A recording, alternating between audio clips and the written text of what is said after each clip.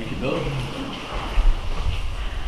Okay, the first item on the agenda is public comments.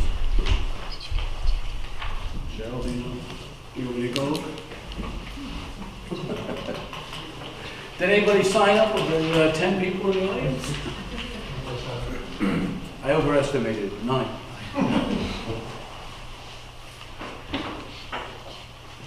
Okay, I don't think we have any public comments. So, next item on the agenda is additions, deletions, or adoption of the agenda. Mike? We need to add a finance to, Cheryl, where would you like to see that? Like 5A, 5B, somewhere in there? We can do it there, or sometimes we do it, I thought, right after the last committee report. Okay, so make it a 10, 10. make it a 10B, finance report? Mhm. Can I recommend making it 10C, because we also have the, Deb Bledsoe here for the communications committee. Okay, so 10A will be the Parks and Rec Committee report, 10B will be the Communications Committee, and 10C the finance. Sounds good to me. Anything else? Paul? Bill? Amanda? Okay, then do I have a motion to adopt the agenda as amended? So motion? Okay, do I have a second? Paul, thank you. All those in favor? Thank you. Okay, item number 4 is the consent agenda. And I hope everybody has the second copy because there was a couple of changes to it.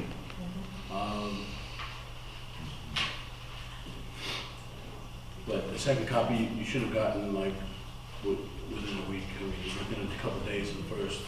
So The one change was for F, it should be appointing the planning board chair.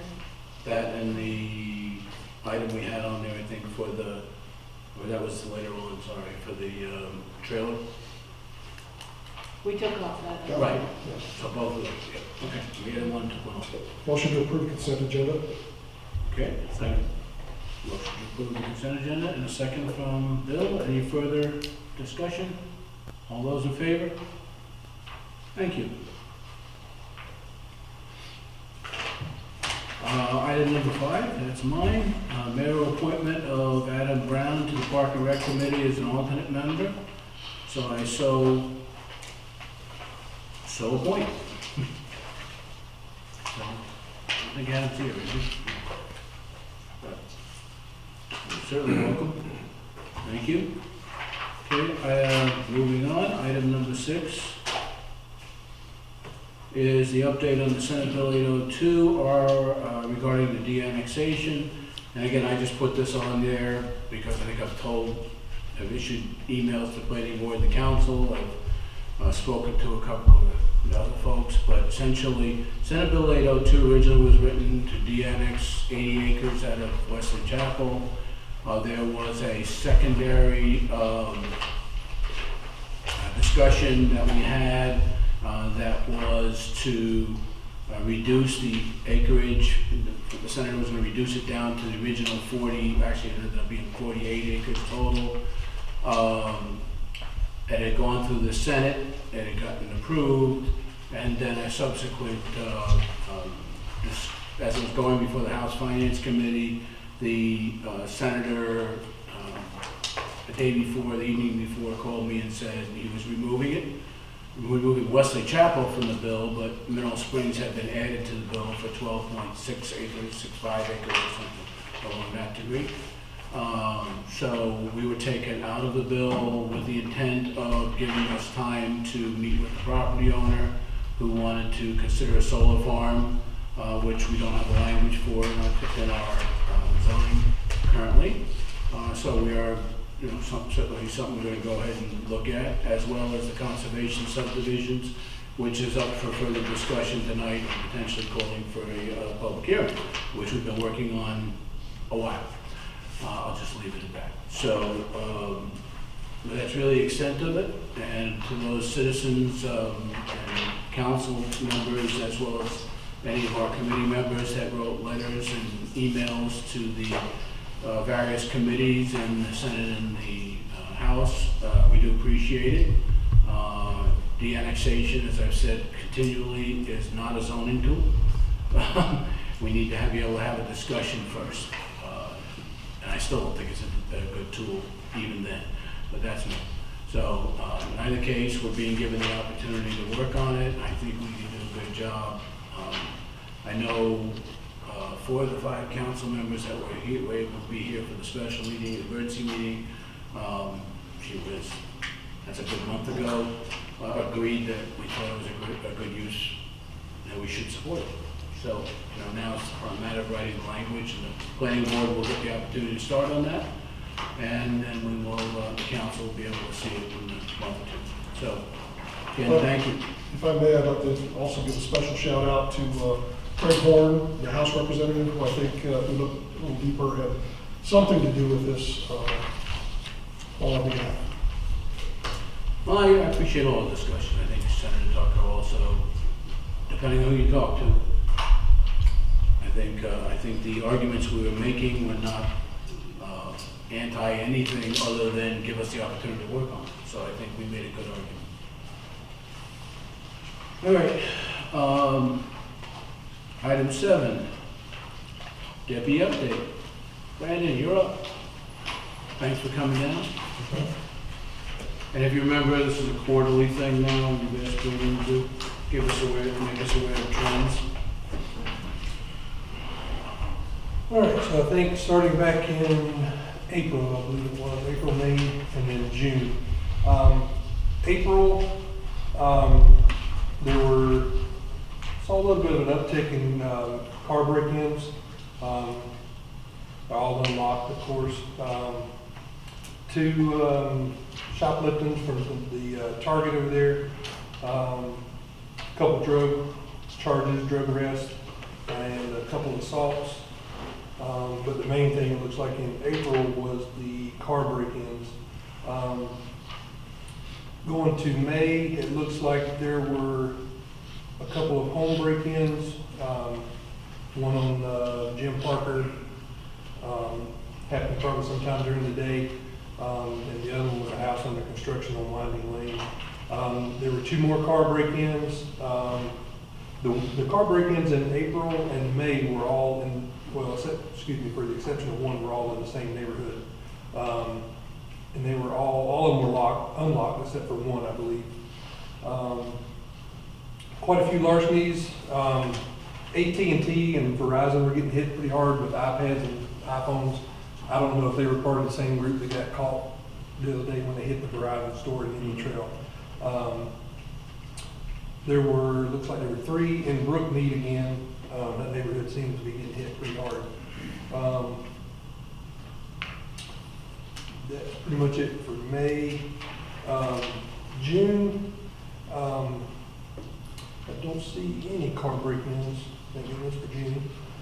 There were a couple larcenies from Target, one from Target, one from Verizon. Again, they're just targeting the iPhones that are on the display. They're just walking in and snatch them off. And a couple of assaults. And that looks like pretty much it for the month of June. So April and May, kind of 2 big months for car break-ins.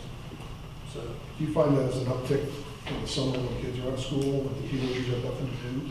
absolutely. Good thing there's no teenagers here. And it's so predictable too, because, they'll break into a car and steal nothing but change, so. Is it working on the jail for $1.50 in quarters? So, Okay. That's so they don't have to snatch something. So, and I think a couple of the car break-ins from that one particular neighborhood, people left their firearms in the vehicle and I don't understand the rationale behind that, but. So to talk about the reports that Brandon's getting, so he's sending the one that is the total calls that we get. So for June, it was like 610.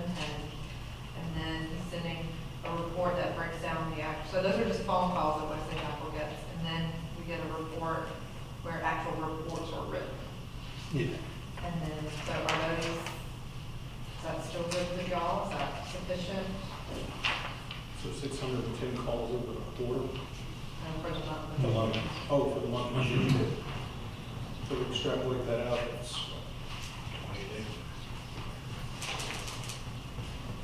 It's busier than, I mean, it's busier than people think. not Mayberry, huh? No. Hey, 9,000 people, we're not tiny anymore. Yeah. And then maybe like at the end of the year, we can get that big report that we got, with the date and the time and Oh, you're talking about the one where it's quarterly? the. Okay. But again, appreciate the reports and updates. Any other questions for Brandon? Thank you, Brandon, All right. appreciate it. No problem. Item number 8, John, planning board. Thanks for coming down.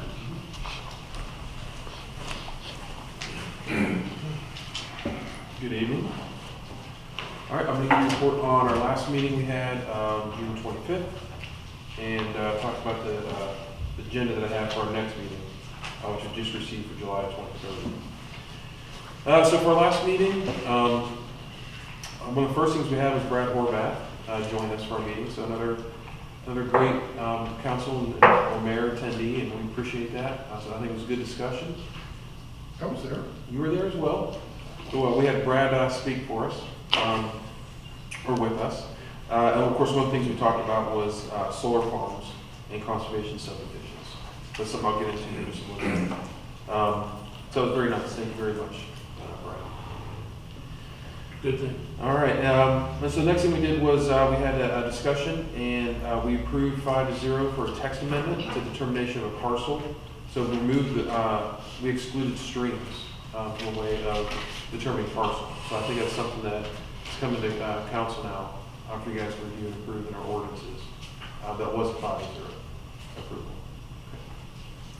Another thing, land use plan amendment process. This is something we've discussed for a couple months now, so it is on our agenda coming up in the next meeting to go over. As we are definitely working on that land use plan amendment process to actually have a physical process. Anybody who wants to amend the land use plan has a process to work on, so we're going to continue to work on that. We applied zoning to those annex lots that you guys approved last month, I believe it was. We passed 5-0 for, I believe, R40 and RUC on those lots. Be consistent with their surrounding lots as well. And also made the land use plan recommendation along with the zoning. Thank you. Yep, absolutely correct. Permitting construction trailers, we actually tabled that for the next planning board meeting, which is on our agenda. We just needed some more research that we're working on, so that'll be on our for next month. Well, what's the issue with construction trailers? I thought we already allowed those. Can you speak on that? Sure.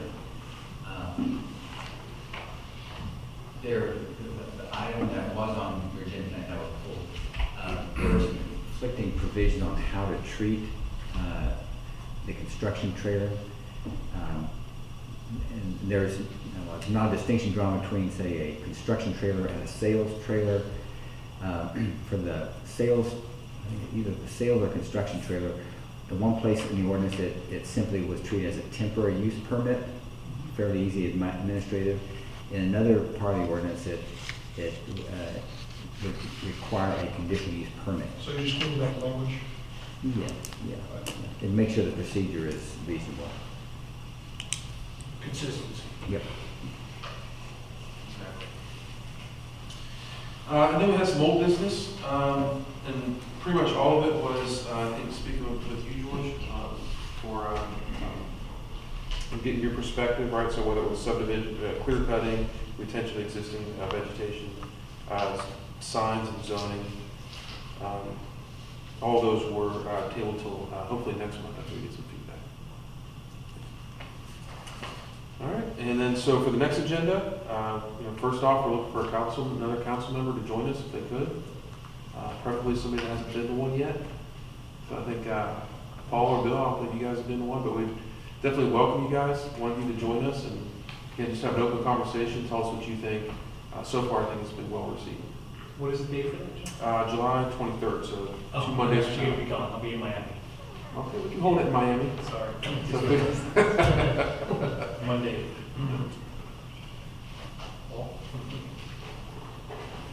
I'll do my best. Thank you. Appreciate that. Worst days of the week for me. Well, so we will try and fit it in during our meeting, whatever hour works for you. All right, so if you're earlier or later, let's make that. We appreciate it. And please bring questions for us. We'd just like to have an open conversation. So then the other things on our agenda is the solar generation farm text amendment. So that's something we're going to start researching, going over. Something that I guess you guys voted on as well when you had your special meeting to, so it was a good thing to look into. We talked about it. Oh, I'm sorry, you said it was good. Consensus. Yep. So that's on our agenda. Land use plan amendment, like I spoke of, oak process, and then construction trailers. I'm assuming with the solar, the verbiage on solar farms, we don't have to reinvent the wheel. There's got to be some language out there already that we can adopt. I think so. There was, I talked to Tim about that, and hopefully, Yes. that's Charlotte. Cheryl actually pulled a template for a kind of model ordinance dealing with solar. But there's other jurisdictions who have ordinances in place already for solar farms. So we'll be borrowing and plagiarizing as much as we can as we do in public sector. So Just keep it legal. good ideas. Just keep it legal. Of course. Well, it helps to learn from the other, Of course. what they've learned from the process. Template's generally so broad, and then, as like Monroe, County has already changed theirs and amended it further to make it more restrictive, is my understanding at least, so. Yeah, one trying to be facetious, but Yes. it is really makes good sense as you go ahead and take a look at what other jurisdictions experience with this, so look at that on other things. I'm not sure about this, but I know if we have utilities in here, we get a little percentage of them to be in here, right? Like electric, Verizon, Mhm. phone. Would that apply to a solar farm? If they're generating power, would there be any, percentage on that? I think the other's based on usage, not, The others are all sales tax. sales tax, so I don't know that we would get sales tax from them providing it back to the power companies. Yep, good question. I did think of that, but good question. If the municipality owned land and had an array of, you could utilize the revenue from to directly. Yeah, it was ours. Or rooftop, but Well, there are, one of the things I did notice in some of the pre-reading that you'd given out, that there are essentially three types, if you will. There is the rooftop one, there is the larger jet properties, and there's something in the middle, I forgot what it's referred to as, but in either case. We don't even address the rooftop ones. I think we've allowed that as a, more or less, part of the primary principal use of the property. I guess we have really. There are homes that have it, We probably consider that more of just an improvement to the structure rather than a zoning question, but they would, if they did a building permit, then they would usually want our blessing on it before they would issue the permit. Like accessory structure is what I'm saying, but it's not separate really typically, it's on top of the, That's correct. and some HOAs like mine don't allow it in the front. So, the house has to be on the back. So, okay, just curious. Thank you. And the way I envision this going, looking at solar farms, is, at least the way I see it, it's going to take a few months. I think it's going to be some research, some questions, some diving into it, figuring out how we'll work with Wesley Chapel. What I'd like to do is bring you guys something that you're already expecting, right? So it's not new. So that being said, I really welcome any input you guys have while we're doing, specifically on this, right? While we're looking into this. If you guys have some thoughts, and I can throw things out there, what do we do about clear cutting for solar farms? What do we do for setbacks? What do we do for anything you think of, right? If you guys can bring some information that we can research while we're doing it, as opposed to how things have been going on where we go off on our own, we spend a lot of time on something, we bring it to you, then you have questions, and it goes back and forth. I'd really like to bring you something that's, everything's flushed out. You already know what you're getting, your answers, your questions have been answered, and I have something prepared. And we have a separate agenda item on that later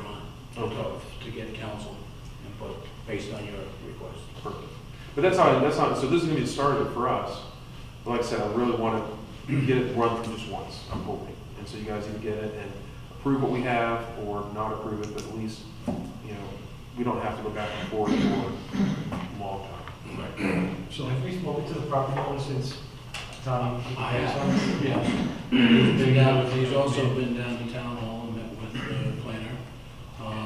And so, no, we're having a conversation. We had a conversation beforehand, actually, as well. So, there was no, So he knows what's going on. oh yeah, absolutely. I would keep in touch with them, honestly. I think, of course, what we consider is if we make this, you know, text amendment ordinance, anybody who meets the criteria, right, Exactly. would be allowed to do it. So similar to, you know, senior developments, Mhm. where also have 3. Right. This all has that potential. I'll save my comments for later on. Okay. will we be looking to, will we be looking to cap the amount of acreage for solar What farms? location We can get into that later. Okay, sorry. All right, so that's all I have for planning board. Any questions? Or? Anything for John? One related to John, and I think it's more of a question for Tim. Tim, would the tree save ordinance be modified for solar farms, or would it have to be a separate category, or? That's just one of the things that I can foresee being a big stumbling block here in the future. They go, oh, look at this great set of, here's 20 acres of dense forest. Clear cut the whole thing, make it for solar farm. Is that something that's already on the radar, or? It's a good point. Something will have to be considered in putting the text amendment together so we don't have some internal conflicts internally in the system. I always go back to the same general question. If Paul owns 100 acres of dense forest and I own 100 acres of cornfield that's got nothing on it, whose land is more valuable? It's a chicken and the egg type of conversation. So, It's a good point, and it's something we need to make sure that the planning board is, which is currently actively involved in putting together the tree protection ordinance revisions, will be looking at. Well, that's for you, John. Those are my concerns and questions are, A, environmental impacts from solar farms, because they carry their own unique characteristics. B, from our retreat, we wanted to maintain, at least that was a commonality, maintain the rurality, that's the right word for Wesley Chapel. Is that what will become marketed as a solar farm area for Union County? And I mean, aesthetically, when you go back to a new survey, how do the other 9,000 residents in the community feel about having solar farms out here, and how do we best work? I don't know how we're ending up here, I fully understand that. But how do we work with property owners that have unique land characteristics that may not provide them opportunities for development, and solar farm may be the only option, but, Right. you know, I just think there are too many, like Tim said, unknowns of, you don't want to inhibit property owners from doing what they can do within the guidelines that we've got set up, so, and it becomes very restrictive. I got those notes in there for us to discuss. And I think that's something the planning board has already spoken about, as being conservative to start with, and see what works and what doesn't work. And that's why I also talked about learning from others. Yeah. So, doesn't mean we go with what they did, but that they could have crossed this path too, so. To me, I think it's location. You know, like we got, if we lot down the road now, like could that be a solar farm? You know, where would it go? You know, I guess we'll talk about that too. And so one other thing I forgot to mention, Deb and Dr. Ellis have been working on our subcommittee for tree save. So they're continuing to research that, looking at how we can bring that together and have a more concise ordinance and update that as well. Yep. All right. Thanks, Josh. Thanks, John. Appreciate it. Okay, item number 9 is the youth council committee report. Do you have anything, Paul? I don't know if They just, they were. summer being a challenging form of not having a quorum, just kind of kids being here and there, so. I want them to kind of get more back on schedule with this, and we would put it August and September.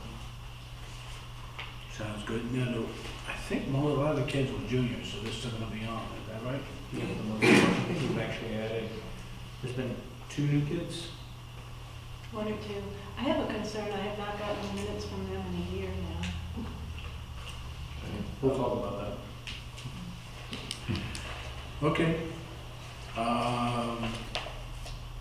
Item 10A then is the Park and Rec Committee report. I know John's on traveling, That's here. I'm sorry, I never saw him. Okay. And Pat, I don't want to steal your thunder, but since we just came out of the youth committee report, I'd like to have an update that the youth committee was doing the garden wall around the butterfly garden, and they're getting free rocks to complete that project from the Epcot property development over on Cuthbertson Road. I'm not sure where they are as far as going over with a truck or a trailer and picking up the free rocks, but they said we could have as many as we wanted. Right, So, Shale. I don't think they did that ever since the initial part of that project. yeah.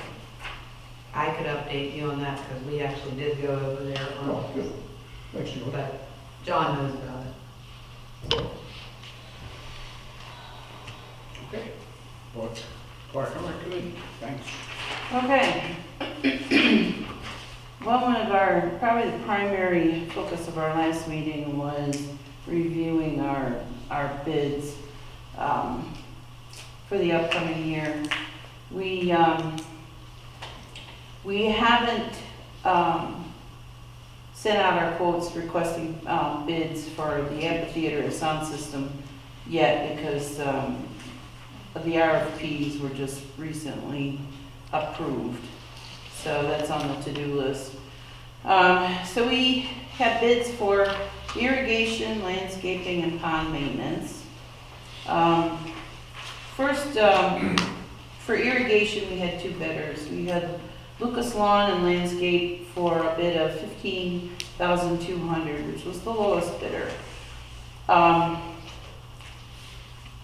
We also had Union Grove Landscape Development with a bid. Their bid was $37,000. Lucas Lawn and Landscaping, we actually had discussed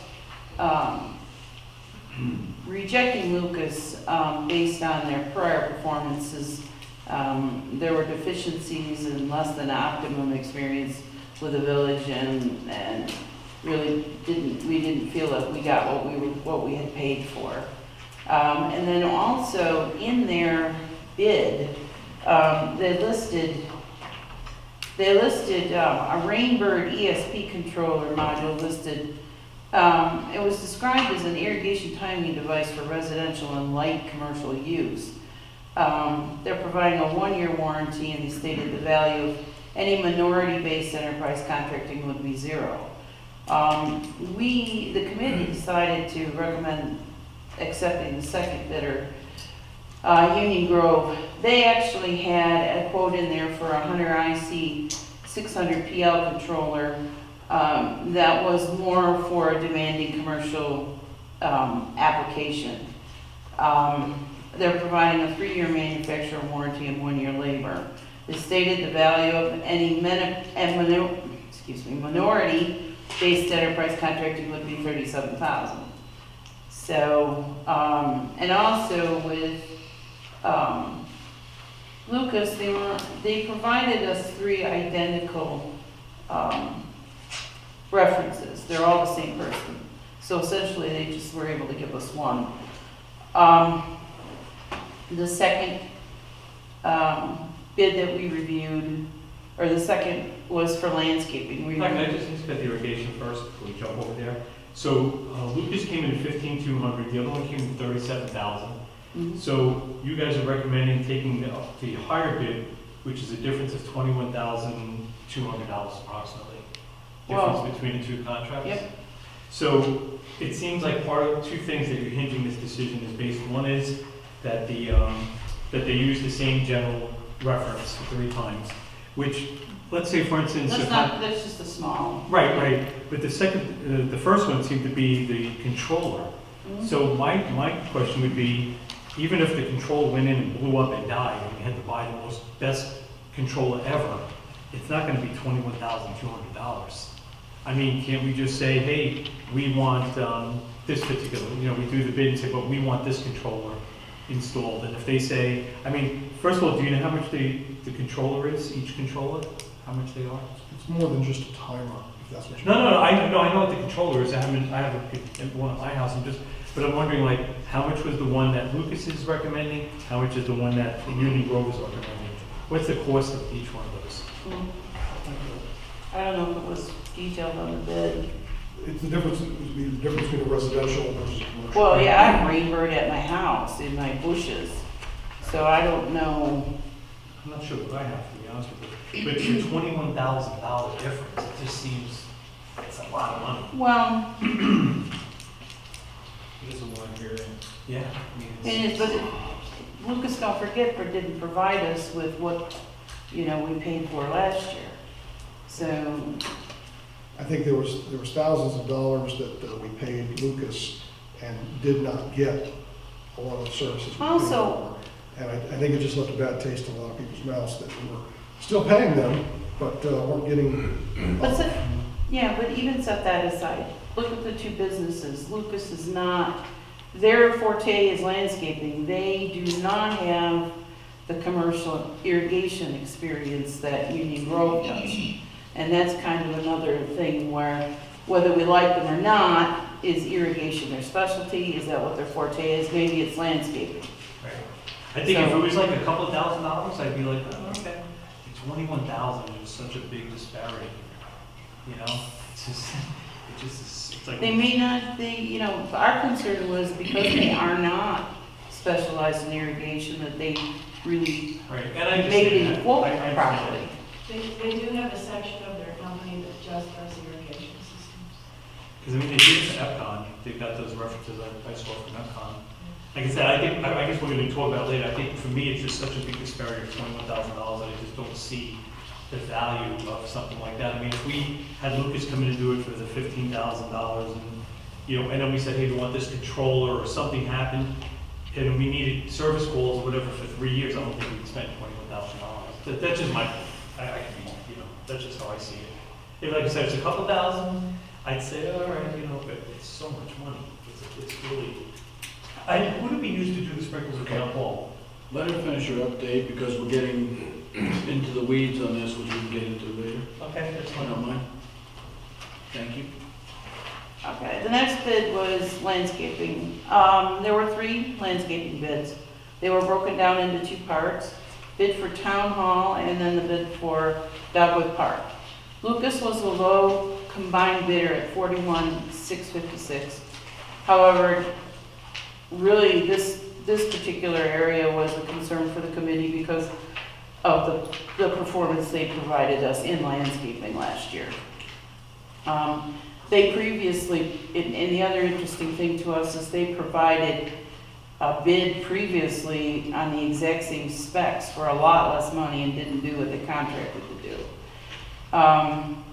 We looked at CNS Lawn Care, and the committee's recommending CNS. They made a visit to both Town Hall and the Dogwood Park and walked both sites. They're including annuals twice a year in their contract bid. It was noted, and then actually if you look at the 2 bids separately, they come in for the park portion of it at $32,800, which is less than Lucas did for the park portion. However, they were the high bidder on the town hall, which was $14,100, which was kind of weird because it was almost a double bid compared to everybody else's. So the committee questioned whether or not the specifications were clear for the town hall, because it was a little unusual that they would put, double the town hall bid, and it's a much smaller project. They stated they also would include bush hog in the town hall fee. Other bidders have not included, if the other bidders have not included this in the cost, then there might be additional dollars required by Lucas and Unity in their bids. Chair Lepke made a motion to approve recommending CNS Lawn Care to bid to council. So that's our recommendation to you guys for landscaping. Pond maintenance, the lowest bid came from Foster Pond and Lake Management at $4,800. They are our previous contractor. The committee discussed and decided to turn down Foster's bid because they did not follow the previous specifications and really didn't provide any accurate report information. The next lowest bid was from Dragonfly Pond Works, and this was our recommendation at $56.75. Solitude Lake Management turned in a bid of $59.32. They were higher. And then First Line Stormwater Solutions turned in a bid of $8,700. So again, we are recommending Dragonfly. As far as, that's it as far as the bids. The committee also decided, or also spent time discussing the schedule for our Phase 2 public information sessions. We're going to probably hold one session prior to school starting in August and then one in September. The various committee members are working on gathering information on restrooms, shelters, and other things to put together community presentation for those meetings. And we're expecting to have those meetings here at the town hall. Yeah. Everybody okay with that? So it's just discussion of, is it a public hearing, actual public hearing, or just? No, it's Just, what's it described as, a public? Public information session. okay. Yeah, We're gonna probably put, presentations and things together, so citizens can say, here's a picnic shelter, do you like this, do you want? different Bathrooms, playgrounds, different bathrooms, playgrounds. different, But those are the main, things. Next meeting, we plan on setting those dates in place, and then, we're discussing some things. We're discussing, ways to spend the money that Washpopper has been raising for us in events. And then also, we'd like to hold a flag raising dedication ceremony at some point in the fall, Labor Day, or possibly at the Fall Festival. And the delay in raising the flag at the park is, we have the flag pole, but until we have electric run to the flag pole, so we keep lights on it, the flag can't be raised and fly 24 hours a day. So we'd have to go out to lower it every night and put it back up every morning. So we're holding off until we get the electrical upgrade to start putting the flag up. Any specific questions? Yeah, I just have a couple about the CNS lawn care bid. One is that on the front page here of the bid form, it says that they'll do mulch at the park, includes free double hammered wood, which they probably get when they're knocking trees down and stuff. But we would have to pay for labor and delivery fees. So all the manpower to put the mulch out and any delivery fees we would pay for. So it's not actually included in our contract, it's an additional fee. So they're giving us the wood, but then they're, charging us to put the mulch down. The other thing is, at the bottom, I'm not sure I understand, it says 10 to 12 hours each service will be made to keep the property at, I'm not sure what that is, at something. Best, yeah. At best? Mhm. Okay, but then on a notation here says not men hours. So it says 10 to 12 hours each service will be made to keep property at best, not men hours. I don't know what that means. My concern about that one particular quote is we employ 2 regular employees and 1 part-time person. Seems like a lot for 2.5 people. And which one was that? Like to take care of the whole park, 2.5 employees. I also want to point out that since they're so small, they are not required by law to have workers' comp, so they don't have workers' comp. which is legal, but if something happens, Yeah. That's not good. And then the other thing here, just the last thing, it said seating, I guess this is probably our spec that we put in, seating at 2 pounds per 1,000 square feet, you will not see any results. And they put, you will need at least 5 pounds per 1,000 square foot, so 10 bags more for another $1,500. Seems a lot of money for something for us to look at. One other thing, in the specs, it did require bush hogging be done quarterly, so they all are providing bush hogging. It's All of them are. okay. Okay. It was under item A. Okay. And are some of the vendors here today? We're with Unity and our good y'all have, and in the conversation I'm hearing, y'all are not comparing apples to apples. On the mulch, our mulch was included the labor. Our pond bid was, I think, $5,000 a year, which is right in the ballpark, and I've got a aquatics management degree. So, you know, the aquatics end up, it's not that big of a deal, but I see that from the conversation I'm hearing, apparently that committee did not compare apples to apples. I mean, if you're talking about putting out, you have a notice of how much mulch? There's about 35 yards of mulch.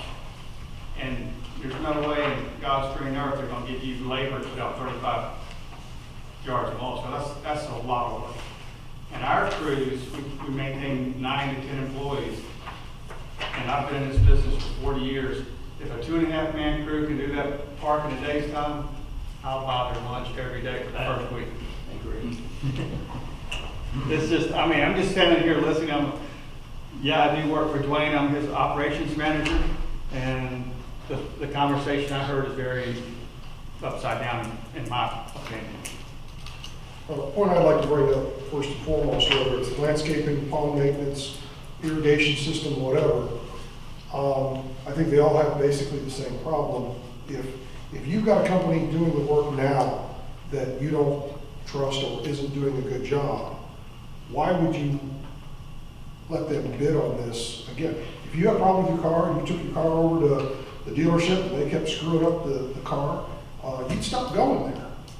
If we've got a current landscaper or a current pond maintenance company doing work for us and they're admittedly falsifying records, not doing what's in the contract and shortchanging us, but we still pay them, I think that gives us reason to say, let's just stop working with those guys. And we can cite example after example of where, I mean, you look out the field right there now. We've asked them to bush hog the field. This is later on discussion though. Yeah. I really want to talk about the record, and specifically the recommendations or questions that the committee may have discussed. Later on, we'll have that whole where you go. Because you can't also prevent somebody from replying to an RFP. I understand that. Okay. Well, one other item about mulching, in our specs, we do require mulching in February, a round of mulching and planted beds at Town Hall. So that's included in the bids, and weed control for planted areas with shrubs and trees, including Town Hall, the entrance area of the park parking lot, behind the amphitheater and the pier. All that is included in the specs for mulching there, so there should not be any other, it was in the bid. And that, our bid reflected that. Where she pointed out that one bid did not reflect labor. It's gonna be days to do that, to mulch it all out. Or shoveling a wheelbarrow versus a piece of equipment, maybe. I don't know. 14 yards of mulch, that's the job. What's Grainer Bio1? Is that a company or a? Yeah, it's a big, they make pharmaceutical products and, what capital farm? business park out by the airport. Yeah, I know, okay, when I saw that, I was wondering, okay. And just one other point, we are fully bonded and insured and all that other stuff. You guys have workers' comp and all? Liability, the whole thing. The other State question, law governs what size you have to start that. the other question that may be a consideration to council members is that a smaller company like CNS, they've only got 2.5 employees, 2 full-time, 1 part-time. Somebody falls down, breaks a leg, you may not get the grass mowed for a couple weeks. I get the flu or something, yeah. Exactly. The question is, when you have the pond certification piece here, what is that? Pardon? The pond certification piece here I'm now? certified by the state of North Carolina to treat ponds and aquatic waterways. Including yearly inspections? Yes. So if they add that into their bid, does that make them the cheapest? Our bid reflected that that was included. So this included the pond maintenance also? Well, the pond maintenance is a separate line item, and the way we interpreted the bid, it was a separate item. But in our annual fee, that includes your yearly inspections. So the 45, And what's weird, I don't think this lady here got a copy of our bond. Yeah, it doesn't sound like she did. Didn't sound like she did, 'cause she never mentioned it. Our bid was for $5,060 a year, and that's for this park, the other park, or this facility in the park, and that would include your yearly inspection. And most of the time, a yearly inspection by a certified pond inspector runs between $700 to $900. Depends on the acreage of the pond. I'm sorry, but I never received that bid. Yeah, we only had Foster. I included it in my packet, I don't know how. Yeah, we've got a copy of I've it got a here. copy of it if you'd like to see it.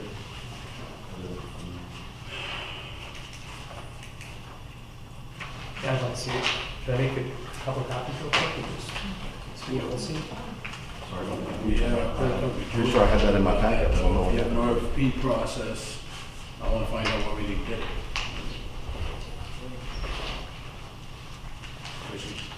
but just to clarify, that $5,060 a year is in your annual 45? No, actually, that's a separate line item. Okay, so that would be, So that would be in addition to the other maintenance proposal. Well, I think I have the link. Oh, I'm sorry, I've got it here. I received it a week after it was due. I don't know. I turned it into the same envelope as the original bid. I handed it to you. That's my whole packet, so. It's dated June 7th, and it was due May 31st. These were the two bids were due at different times. The other bids were due June 11th, but the pond was due May 31st. So I received. Oh, I see what you're saying now. Okay, so, yeah, it got submitted. Okay, I thought it was all due on the same date. That makes sense. But the numbers he said are what's here, it's just I didn't get it in time. Understand.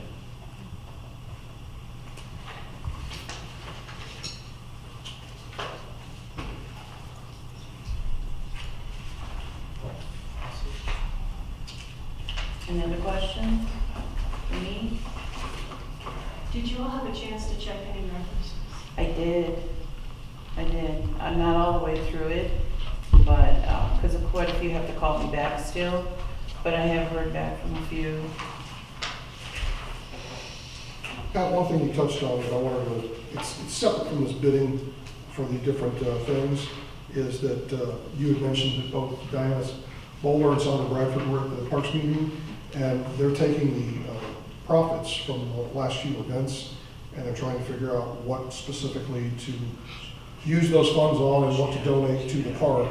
There was some discussion about drinking fountain, benches, plantings, events, future events, grants, things like that were all discussed, but nothing was specifically nailed down. They're still working on that, but they are planning on using the profits from the previous events and giving that money back in some form to purchase stuff for the park. That was the only thing I had noted. Yep, that's it. We were just brainstorming, that's all on that one. Okay, So, Mr. Mayor, how are we going to approach these? Are we going to look at one at a time, or? one bid at a time, that's why they're listed separately. No, I mean landscaping versus pond versus irrigation. Exactly. 111. Yep, they're all independent. Thank you, Pat. Thank you. The next item on the agenda is the Communications Committee. Deb? I met for the first time, and I actually was there initially to thank them for volunteering. That was one of the things we had discussed at our events, and so I was glad to see the committee get to meet, and I left them alone to do their thing. So, go ahead. Appreciate you coming. It was nice for you to come welcome us and wish us luck. We did have our first meeting Thursday, June 28th at the town hall. Town clerk Cheryl Bennett presided over the meeting until the chairman was chosen. Cheryl explained open meeting laws and offered meeting procedure guidelines to the committee. I was honored to accept the nomination for being the chairman. And town admin assistant Beth Leonard will serve as committee secretary. We will meet at 7 p.m. every fourth Thursday, sorry. We discussed a draft of the communications charter, and the committee will discuss what else needs to be in that charter. And it is a work in progress. Top on our communications list for our goals is for the town to have a social media presence. The committee is looking at the legalities and the government guidelines for beginning a town Facebook page and a Twitter account. Who would have control of that account? Well, we would have admin. As far as administrative? Yeah, it would be under the communications committee would watch over it. I mean, that's something that, again, that we're looking into, what the guidelines are and what the government regulations are. They're not coming back with a recommendation yet. That's something Yeah, this is just something we're looking Well, that's a into. good question, so, Yeah. I mean, so that's one of the things they need to consider. Yeah. Does the charter have to be reviewed at the state level, Cheryl? No, Marvin, Weddington, Stallings, Indian Trail, and Waxhaw all have interactive Facebook pages that allow residents to comment. This was something that we've discussed at length, is should residents be allowed to comment on the page? Should it be open to that? We'll continue to study what other towns do. Just to give you an idea of how powerful these Facebook pages can be, Marvin has 200 members or friends or followers. Weddington has 840. Stallings has 1,700. Indian Trail has 7,500. And Waxhaw has 11,500 followers. So as you can see, it's a very powerful way of communicating, to your residents, because a lot of people follow this. Another thing I noticed is that the towns use their Facebook pages to post videos of their town meetings. And I think this would be a great way for people to be able to keep up with what's going on. Facebook pages are easy to find, and then you just click on them and you can see what's been going on. It's also an excellent way to advertise upcoming events.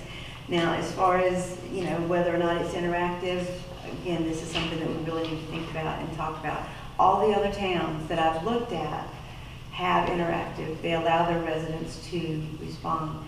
I looked down through, I saw only one comment that was negative, and there was a couple of residents that kind of got into it a little bit, but it wasn't bad. It was just, I think this is better than that, or whatever. But there wasn't a lot of back and forth stuff. Now, whether those are deleted, I know there is something you can do where before something can be posted, you approve it. So if, you don't like what is there, then you just don't put it up. I think that's what we do in our community. Someone yeah? actually sees it, and then say your company posts within 72 hours or something. And this way somebody can look at it and say, okay, that's good. Yeah, I think we would have to do that. Yeah, I agree with Now, that. Mineral Springs does not have a Facebook page, but their website does post photos of their mayor and their town officials, and as does Indian Trail and some of the other towns. And I think that would be an excellent idea for our town officials to have their photos by their bios on our website. I would be happy to take those photos because I am a photographer. No Your glamour charge, shot? obviously. Huh? Glamour shots? I'll do a glamour shot. Our next meeting of the Communications Committee will be at 7 p.m. on July 26th at the Town Hall. And this concludes my report, but I'd be happy to answer any questions that you might have. Questions for them? They're just getting rolling. Yeah. What are you doing to get additional members? Well, obviously, it's out there on the website that we're asking for additional members. There are some folks that, you know, we're reaching out to see if they're interested. I know one person is she's well, I won't go into details of who I'm talking about, but it's just folks that we know that we think are good communicators, that's their living, PR people, be good to, you know, some individuals that I know that are in public relations and communications, and I'm hoping that they'll agree to come. It's a big commitment to commit yourself to come, you know, once a month to a meeting, and then all the work that goes in after that, so.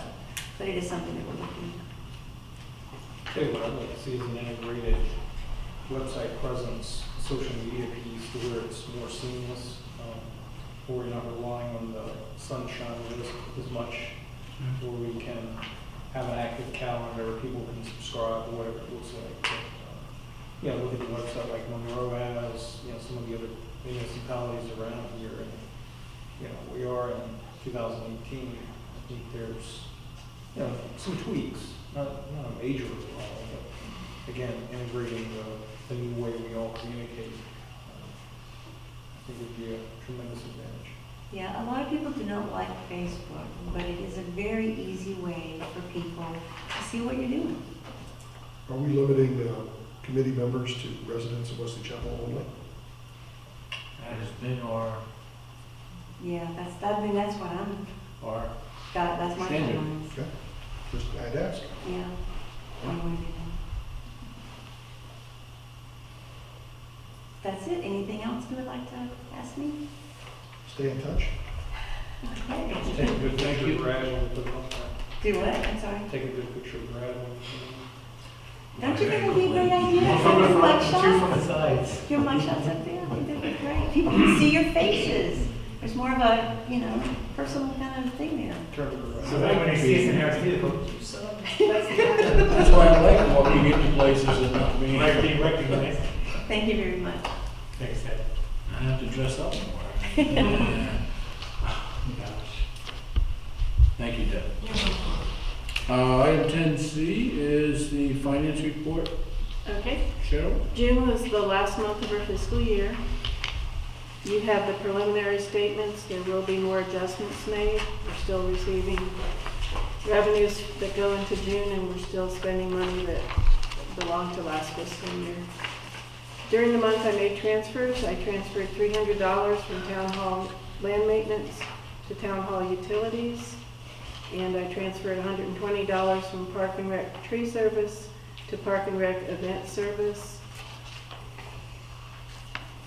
During the month, we received quarterly revenues from the state, which are the various sales taxes, electricity, pipe, natural gas, video programming, telecommunications services, and we're right about on target with them. The pipe, natural gas, we got a pretty big distribution, brought us over revenue for the year, and we still have 1 more quarter to receive money.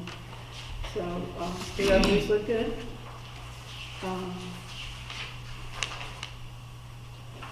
During the month, we bought the 3 picnic tables at the park and spent that money.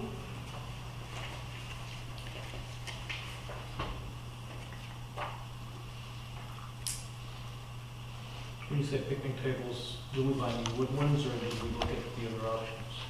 Then we bought the ones with 20-year warranties that are metal, that are power side. Three, I think. 3 handicap ones.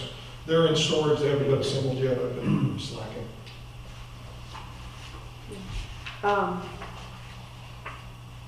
We also paid our dues for crypto.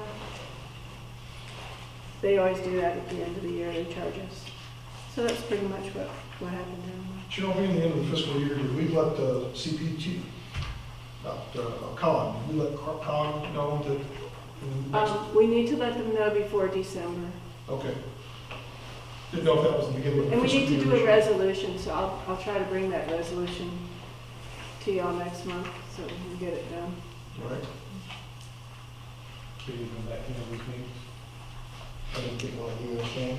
So, Cheryl, based upon the revenues you were talking about, because overall our net excess of revenues over expenditures this year is a positive 65, 65,000 So far, yeah. so far. Yeah. And it looks to me like we're expecting about another 100,000, give or take, Another how much? about 100,000, a little less maybe. I don't think so. No. Well, it looks like if the numbers are accurate, sales tax and electricity, that's another 54,000. Video programming is about another 24, if our budget numbers are in the Yeah. ballpark. I'd guess more like about 50 or 60,000, because we still haven't gotten our bill for the attorney for last month, for In Focus for the last month, so we still have those big expenditures. Right, no, we still have expenditures, I understand. But I mean, coming out of this year. Yeah, So we'll bring in some more, but we'll also spend more. right. Okay. Net, thank you. Other questions for Cheryl? We got this letter about the COLA for the retirement. Is there anything we need to do? I think that's if you're a professional politician, not just a part-timer like we are. Cheryl, I think you had sent that out, right? On COLA, did that come direct from? It came COLA? directly from them. It's just a fact that while they've increased the state employees' pensions, they have not increased local government employee pensions in several years. So it's eating, Tim can probably tell you that, it's eating away at retirees' pensions. So it's just more of a FYI. Yeah. That's what I thought, but, okay. That's not my fault. Cheryl, you expect to have the final numbers in for the last fiscal year by the next council meeting? Or the one after that? Probably not the one after that, yeah. By September? Well, Usually. yeah. And all the budgeting stuff for the fiscal year we just started all made it in on time? All our budget that we approved is, Y'all That's good. approved it in plenty of time, yeah. okay. Anything else for Cheryl? Okay, item number 11 is conservation subdivision text amendments. Potentially, we'll discuss it and then hopefully call for a public hearing and then for next month. Thank you, Mr. Mayor. The material that you were sent out summarized the changes from the last discussion where there was kind of a reaching of consensus on most all the items. That was in that table matrix. The items in green indicated final areas of resolution. There was also a request to provide some information on how Weddington treats that's been provided by Bill several months ago, but there's just kind of refreshers just to kind of look at that. And I don't know if you have any questions regarding how Weddington handles it or not. And I guess this evening is if certainly ask if I'm here to address any questions you might have. And I guess the next step is that once you feel it's ready to go, with the wording and resolution are contained in the text material that was also sent out. Next up would be to set the public hearing date and proceed. Mr. Mayor, if I may. Sure. Mike? Bill, you went, Tim, you went above and beyond the detail required and the explanations for this. The graphs and the charts you made up, I think were very helpful, both for the planning board, the town council, the residents. I mean, you explained this to the minutia. I really appreciate the time spent on this. You're very welcome. I concur. That was nice, laid out beautifully. Like I say, a lot of the stuff was stuff that Bill had originally done, and so he did a very nice job of laying out a lot of stuff. Very well presented. Anyone else? I looked it over. I think it's fine. I think we should have that public meeting. Good job. Forward. Do we have a preference on dates for the public, or a recommendation for dates on public information? Yeah, the material, I guess, has recommends just next month. Public hearing on August 13th, which is our next council meeting at 7 p.m. here at Town Hall. So if we don't have any further comments, I will entertain a motion to that effect to call for the public hearing. So motion? Do I have a second? Well, thank you. Any further discussion? All those in favor? Thank you. Mr. Mayor, may I mention one thing? I happen to notice is that this, looking at this, reading the material. The lot size, as you all agree, are lots can be 30,000 square feet plus 30% of those, 20,000. And then there's a little bit of inconsistency in terms of minimum rear yard setbacks, where we make reference to a 40,000 square foot and 30,000. So if you'll allow me, I'll kind of pass this on to Michelle or Shelley and kind of make sure that there's no internal inconsistency. I think it's a pretty minor point, and we'll have that cleaned up, if you're okay with that. No, I think we're fine with that. I think the text itself is appropriate. Yeah. Is this anything George needs to review, or? On a text amendment? You know, I think we provided a copy for the board. You know, certainly you can take a look at that. I don't recall seeing it, so, but, Chair, wants something about it? Yeah, well, actually, we may not have sent that because it's kind of a work in progress at this point. Okay, again, thank you to council, thank you to planning board, and thank you to Tim, as Mike already expressed, but I'll just repeat that. It's a long time coming, and again, just for the edification, everybody's knowledge, this does not increase density in Wesley Chapel. This is density neutral. It just allows building of the same number of homes on smaller portion of a bigger property, but keeping the rest of the property essentially with that rural feel. I guess this is the best way I'll explain it. Retain more open space. Open space is a good way of describing it. Mature vegetation, that would be one of it. Because I know that's one of the fears that continues to be, unfortunately, misquoted and miscast. I mean, we're very clear in here that the density is equal to what would be an R40, an R40 properties, so, but thank you. Tim, just one quick, senior foundation permit, what is that?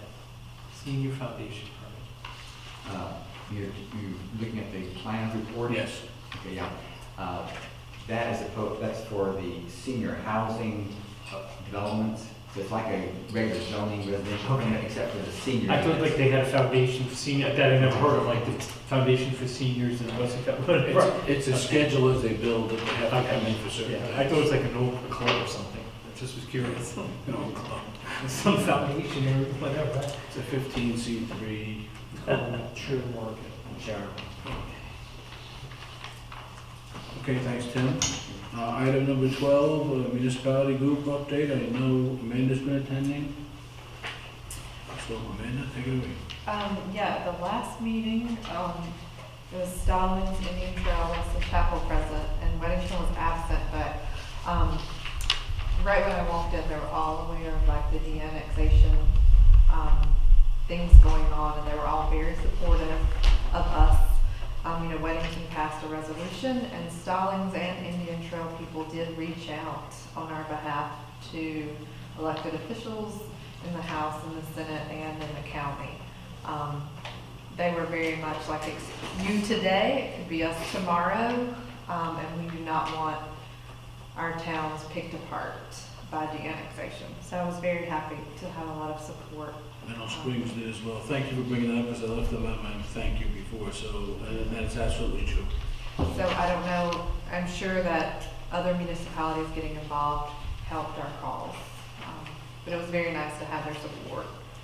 I thought it interesting that Stallings is working to establish their identity. We had talked about that in our advance, establishing the identity of Wesley Chapel, that we don't want to be Indian Trail, or we don't want to be Stallings, that we don't want to be Weddington, we want to be Wesley Chapel.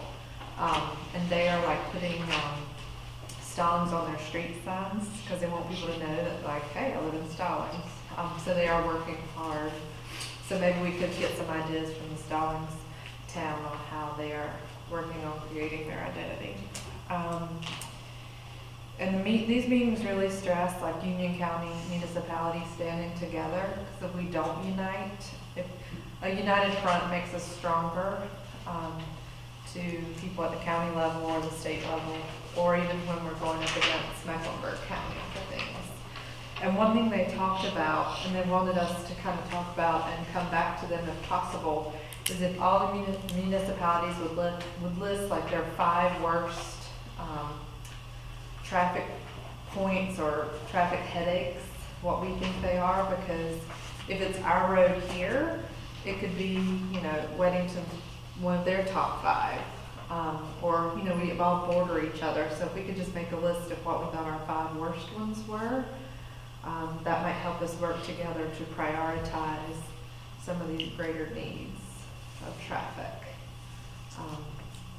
Is that something you're looking for your next meeting, or is this a quarterly meeting? It's a quarterly meeting, So we can kind of if y'all want to think about think it. about it and take it up at the next meeting. Cheryl, if you would, let's remember to put that back on the agenda. Yeah, and then I can report back to them. I think Cheryl can pull that list, because surely it'll change since we gave it to your DOT.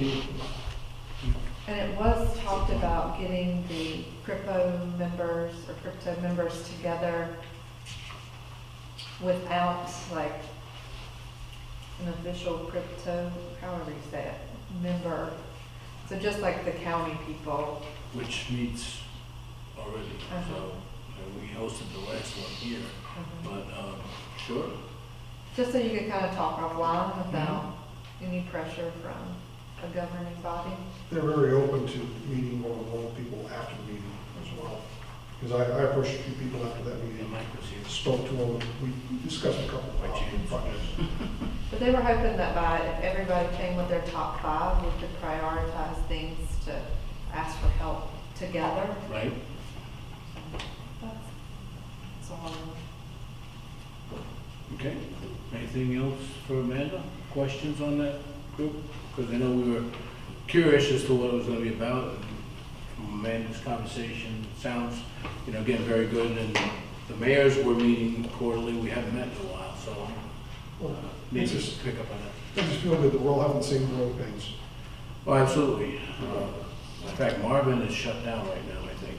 Well, they also talked about trying to be better about letting each other know what developments we approve. Because, like even us recently, Weddington approving that development down across from the park, is going to impact us significantly. So kind of being better about updating each other on what's going on. They get approved, I thought they voted that down. Didn't they? There's like right next to Dogwood Park, there's that strip of land, I thought. Yeah, across from across from the ball fields, right? Yeah. Yeah. I didn't pay attention to whether or what did. I thought they didn't support it. But, yeah, I think that's probably good. We're doing more communication with, that was something the sheriff's department brought up as well, communicating with them more and talking about new subdivisions and the potential issues around that. Even they may have things to talk about with roadways. I would be surprised if there's even the fire marshal's office, not fire marshal, sorry, or Wesley Chapel Fire Department would like to be engaged, at least in terms of knowing what's coming. How many new roofs in the neighborhood? New roofs in the neighborhood, we were always known to provide larger cul-de-sacs to enable their machines, their vehicles to turn around. So, And Indian Trail. that's kind of a thing, a little out of my hand. Indian Trail talked about that a little bit, about how developers push them to do certain things, but they don't have the resources. If you want to put up a 10-story hotel, but they don't have a fire truck to get people out of the 10-story hotel. How they have to consider that in Don't their. stay above the 3rd floor. Yeah. in their- You just see one of those trampoline things. Plant like harbor lights or something, you get soft landing plants. I'll tell you the biggest area of communication between you and county planning. Because I get more questions about, it's like down 84 at the roundabout, there's a cutting going in there with the new development. I mean, if we knew a little bit of kind of what's going on in that arena, I even asked Bill about it, he did a report one time of, and it's kind of epiphanal of, hey, developments that are going on within a mile radius outside the, around us, and it's like the one county development up there at Airport Road was very confusing because the sign right there next to the house, and next to the development says Wesley Chapel. It's like, how can you guys let this happen? It's like, it's not us. Clearly defined, there's no trees, it's not us. Famous donut holes, yes. No, I think we should invite the Wesley Chapel Fire Department to come in. I've never spoken to them. I've never attended a meeting. Chief would be Curious. glad to come down, I'm sure. Yeah, I think we should do that and just see what's going on, what they're thinking, how we're doing, what's going on. And then, to your point, I'll reach out to Brian Matthews and make that suggestion, and perhaps they can have a sort of like, even a higher level summary of the projects that they're approving, that, not one for Wesley Chapel, one for Wayne, et cetera, just one overall. We'll figure out which ones are affecting us. I mean, he used to be the planner in Stalin, so he'd get that. Oh, he's a good guy. Yeah. And you know that our fire department did have an accident last week, where several firemen were injured. Oh, I didn't know that. The fire truck overturned. Really? Yeah, they were looking, oh, wow. Go to their Wesley Chapel Wesley South Chapel. Road. Yep. Okay, thank you, Amanda. Okay, the next item on the agenda is an update's probably the wrong word, but at least a start on reporting the high priority items for March advance. I had talked about having a quarterly type report, and Cheryl started putting this together. I apologize to those that didn't get to supply comments, because again, it's just a draft at this point. But, we took our high priority items, kind of put them on a spreadsheet and said, okay, we've got a topic, who was assigned to in terms of who volunteered to take leadership on it, and any update we may have had. So, for the next quarter, certainly I will reach out in advance, or Cheryl will, and ask for everybody's input so we can continue to report out to our citizens the things that they brought up that we felt were worthwhile at the events that we are trying to look at. So, for instance, one of the things I think was briefly talked about has been talked about for many years off and on, is getting rid of Wesley Chapel's own zip code. Okay, well, I fought that battle, as some of you in here know, for 4 years, and they finally did a study on it, and they came back and they said none of the 4 major post offices that service this area can afford to take all of the mail, which is what would have to happen. It'd have to all go through one of their post offices, and they're all landlocked, meaning those facilities couldn't expand either. And their procedure essentially doesn't allow you to bring it up again for 10 years. So next year is 10 years. So, so I'm already on their agenda. I actually reached out to the U.S. Senator from North Carolina and a few others. Actually, they reached out to me to see if there's anything they could do, and I got them looking into it, a few others, but we're on hold until next year. So again, it would help us, talking about what Deb said, identity. I think the town hall being, is one sort of identity. The signs that Amanda and I brought up in the past, having markers, in whatever shape they might take, to say this, you're in Wesley Chapel, other than maybe the street signs that are there, something that shows a little bit of our community, things like that, just to keep in mind down the road. But I think those are all good ways to establish identity, as is having a single post office and zip code. So we'll see if we get there next year. But the other items on here, please take a look. I'm not going to go through them all. There are 17 of them, and that doesn't mean we're not working on other things, but these are specifically things that came up from the advance. So, anybody want to make any particular comments on Amanda? Go ahead. Nice. Have we sent a list to the deputy and his supervisor of the Parks and Rec dates we need? Did we send that in email form? I sent to the deputy, he's not here, I guess. I sent to him the fall bash date, and I don't have a date for the Christmas event. I don't think we have one set yet. Right, All right. But I we just did wanna send make them- sure that we keep, we get them. communication. Yeah. I think we're good through to like December. Okay. Mike? So something I thought would be on this report, but maybe it wasn't. Where are we with the codification and scheduled completion? Cheryl, do you know off the top of your head? Yeah, we're in the last stages of it. That's not the Probably plans within on- 30 to I thought 60 it was. days, we'll have the Yeah. final draft. Yeah. Okay, but we're close. Oh, yeah. Okay. Yep.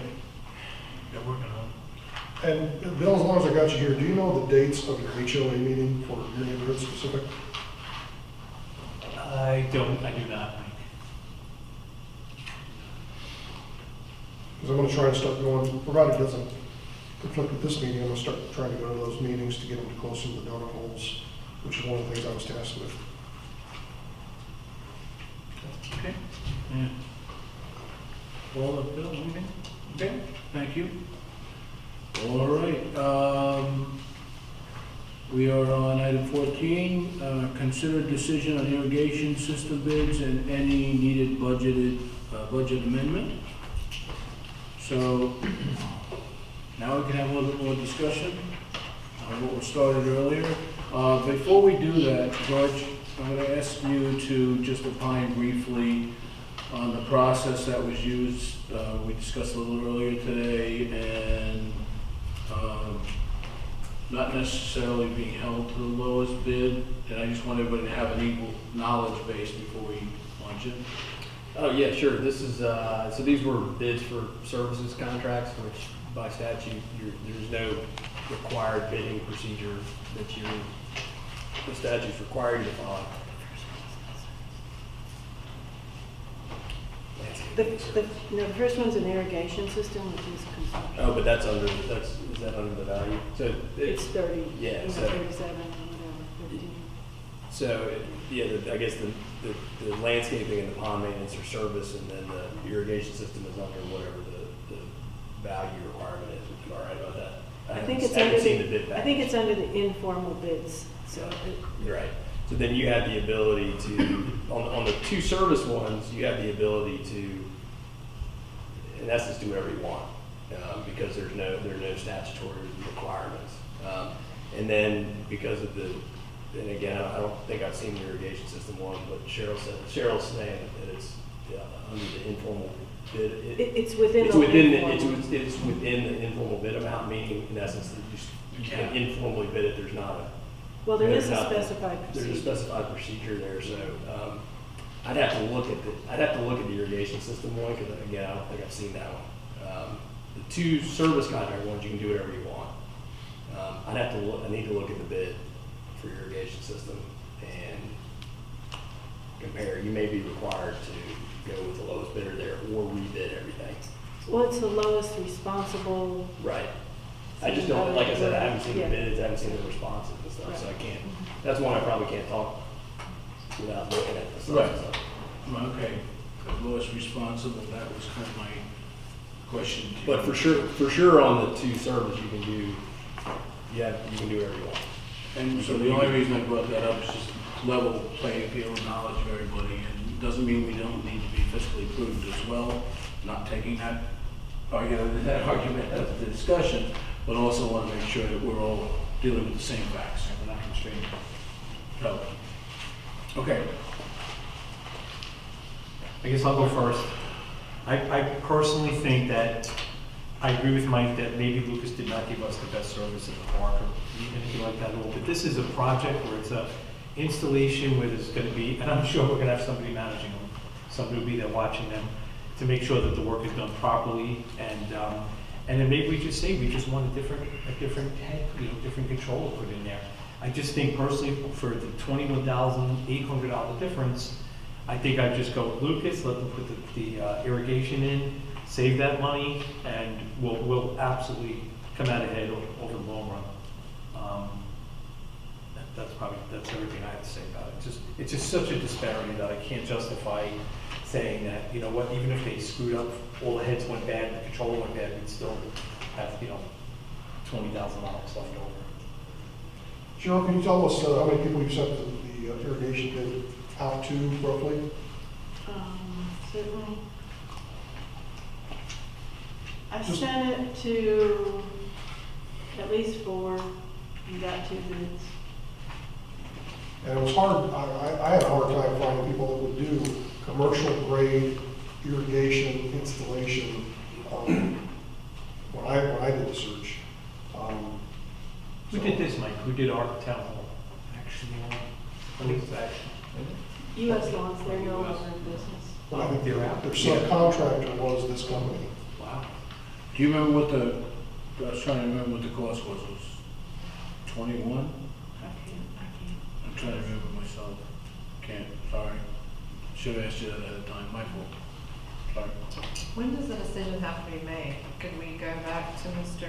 Union Grove and ask why there's such a disparity in the cost? I mean, that seems like an extreme, I mean, I don't maybe think- we're getting more bang for the. Yeah, we're not, this is not a time-sensitive issue. If council wants more questions answered before they, make a final decision on this, that's fine. I don't have a problem with it. I don't- Like, can they look at each other and tell us No, that's, why? that's not part of the process. Well, I mean, technically, it's all It's over. done, right? It's all But- Yeah, well, in my, again, I George. just need to see I need to take a look at the package for irrigation bid stuff. Right. You may have to reject all the bids and rebid the irrigation system one because of the informal bidding requirements in the packet. That's just, that doesn't mean you can't go back and ask for more information. It just means you may have to formally put it back out again. Just like, hey, why That's did gonna be you my do that? recommendation. I'm certainly not sitting up here as an irrigation expert, but that's too wide of a disparity for what should have been the same project to be flying down. I mean, it's $5,000 difference. I could see maybe a little bit, but 20. I mean, something, whether Lucas missed something or the other guys overestimated, I don't know. But that's just, I can't make a decision. Well, it's a multiple, that's what bothers me. If it was $100,000 project and the other bid was 120, then you'd say, okay, Right, you'll see that. But when I got a little concerned about that myself. I mean, I understand the recommendation are correct, but I don't necessarily feel that we know why the bids were so different. So, George, do we need to rebid, or do we need to get clarification on the bids? Well, that's what I need to answer for you. Without looking at it, my gut is you may need to rebid and just reject all the bids and rebid. Cheryl, do you feel that the bids, when the specs were clear when it went out to bid? It was what y'all gave me? Well, I appreciate the, I mean, it was from Mm-hmm. the architect's package. so- right, It was. I thought it was pretty cut and dry, what we were looking for, what they were going to do. But I have no problems if council's recommendation is to either clarify the bids or rebid. I guess we could make the motion in such a way that depending on what George's feedback is, we can do either. I think you can do that. So So make a motion. make a motion that based on George's, either we rebid the contract or we go back and discuss with the proposals, discuss with the applicants, the vendors, why they're Okay, so far apart. so far apart. All right, I'll make that motion. Whatever you want to say. Who's second? Paul's making a motion, I guess Bill's second. I'll second it. Okay, any further discussion on that? My only further discussion is, like I said, we've had Lucas doing our landscaping at the park for a couple of years now, and every time we get a guy says, okay, I'm gonna shift supervisor, and I'm gonna be taking care of you this season, and then there's 3 of them so far, I think we've had just this year. So it seems like the turnover is just huge. When we took the contract for landscaping and showed it to the new supervisor, the guy looked at it and said, yeah, we're not doing any of this. Well, we So were no what- longer under contract also. Say again? Yeah, regardless, they're not here to defend themselves, so I don't wanna get into here, he said, she said thing, so. Okay. But, you know, at the same token, and your point's well taken, which means we need to manage the process when we get going. Right. So, No, and I'm fine with it. So we have a motion and a second. Any more discussion? All those in favor? Thank you. Okay, next item, where are we on? 15, consider decision on landscaping contract bids and they need a budget amendment. One thing I'd like to start off on this is, again, we are going month to month currently on the landscape contract, and there was, again, a big disparity between the bids for the park and the bids for the town hall, to the point where we thought that some of the companies bidding on the town hall were not bidding an apples to apples comparison. There was some discussion at the Parks and Rec meeting that maybe this should be two separate contracts, one contract for the town hall landscaping and one contract for the parks landscaping. But that was not, it just seemed like it would make it easier, but not necessarily their recommendation, because of the disparity between the two. I agree with that, only because you know what, the town hall is pretty static. We're Right. not adding whatever, so that'd be consistent every year, should be the same. With the park, we're adding playgrounds and we're adding amphitheaters, and the maintenance is gonna change on that from year to year, so I think it's a good idea to have that separated out. One thing though, in the bid, it said that we would not separate it between vendors, and I asked the attorney, not George, but Becky, at his office. She said you could do that, but she would want us to get agreement from the other vendors. But if Maybe we we just, show one vendor, we take care of town hall, one we take care of door. Yeah, I mean, because If we want to go. we said we wouldn't separate it, now we're separating it, so you would need Because their in the approval to do RFP, it. you said you weren't, so and I think that's probably good guidance. It is good guidance. In other words, have have agreement from all of the vendors that they will allow us to consider, so it's better separating. I just think it should be two separate RFPs, one for the park, one for the town hall, just rebid the whole shooting match. Well, they weren't, maybe we can do that too. No reason we can't. I'd see the validity of having it all one contract, because if you're gonna have a crew out here and you're doing the park and you're 2 miles down the road, and you're saying guys can come up here and knock the town hall out, I'm not saying it's that simplistic, but. it's And not that having a complicated. relationship with them, so when there are issues. You could have the low bidder for the town hall, the low bidder for the park be the same company. In this, we had to, wasn't Lucas doing something with the garbage, also bringing the pails up or something? Yeah, Is that's that part part of of That's this in the contract bid, too? yeah. That's part of the contract, is the empty garbage cans to the park, which is kind of getting done.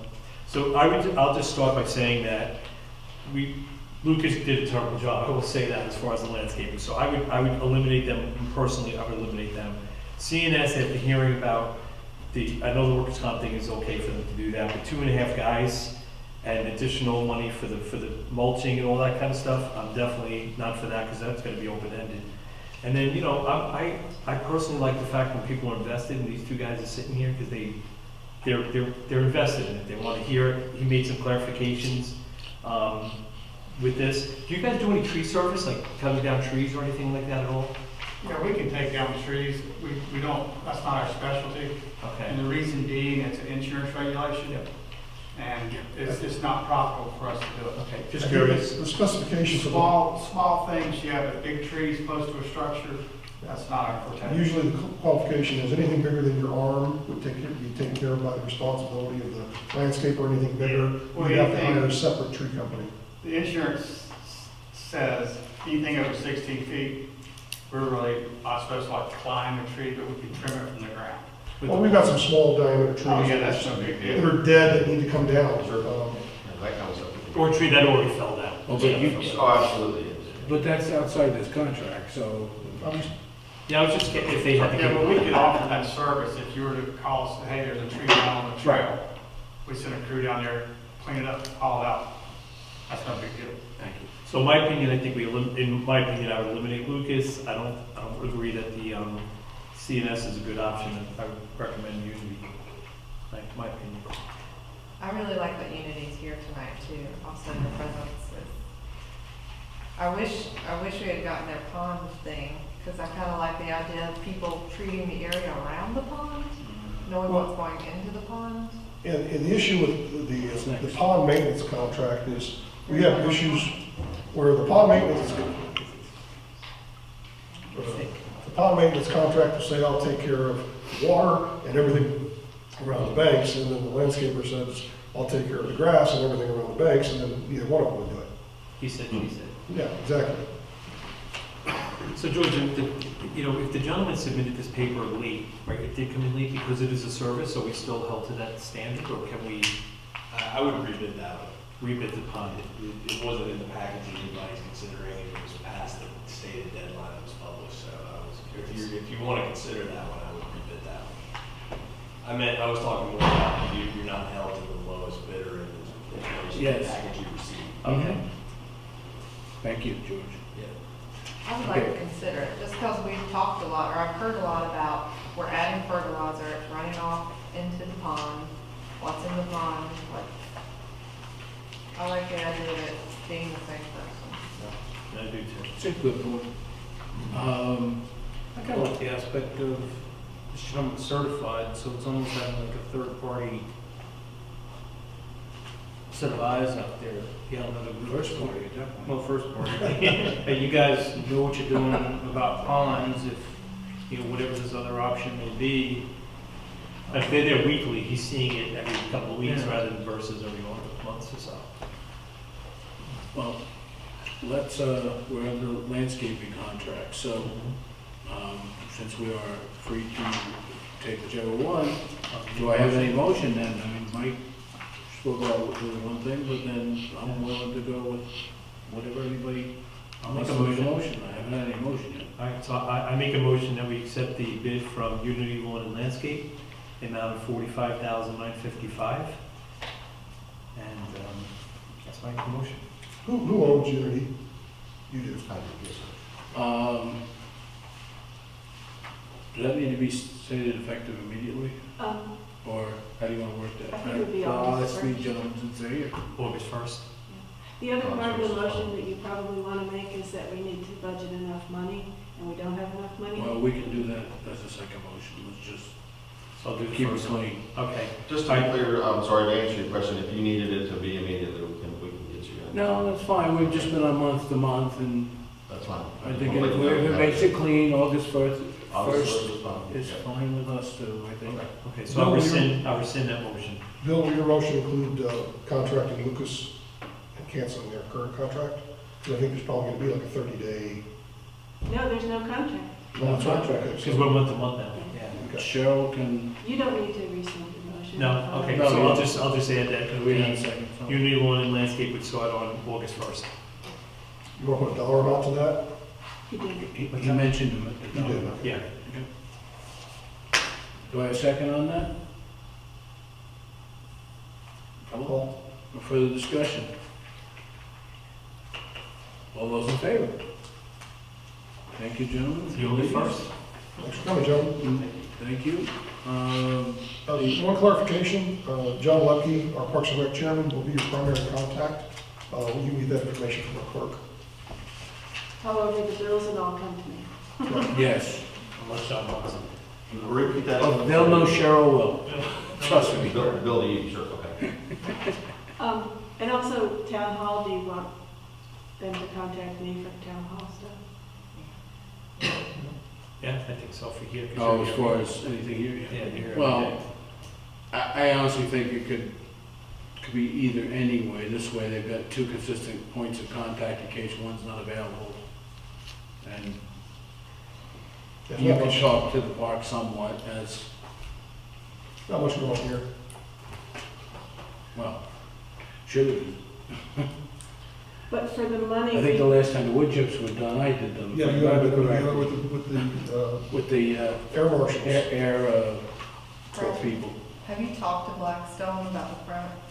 I have not caught up with Charlie yet. We had mentioned, I did originally, but we've not, we actually talked about going out there, finding the landscaping pin in the, and then going from there. Because one of the things they talked about, which I don't think we'd be able to do, is fill in that low spot. Actually, we're interested in that, and saying, fill in and all that would be kind of expensive. We'll see. Let me just have the conversation, and I will come back to everybody. I will take that back up. So just so y'all know, we've had some conversation about the new building blocking town hall Mhm. and opening up some of this in front of us so you can see town hall, but it's not our land. It's the neighborhood's. Shape of the property is sort of like the state of Alabama, I think it's a little piece. And then- So we have about 40 feet of road frontage, and that's about it. So the property line actually runs right up the middle of the entry road. So we need another $6,580 in the park landscaping budget. So I motion we pull that amount out of contingency for the upcoming fiscal, or for the current fiscal year, because we're now in July, Yes.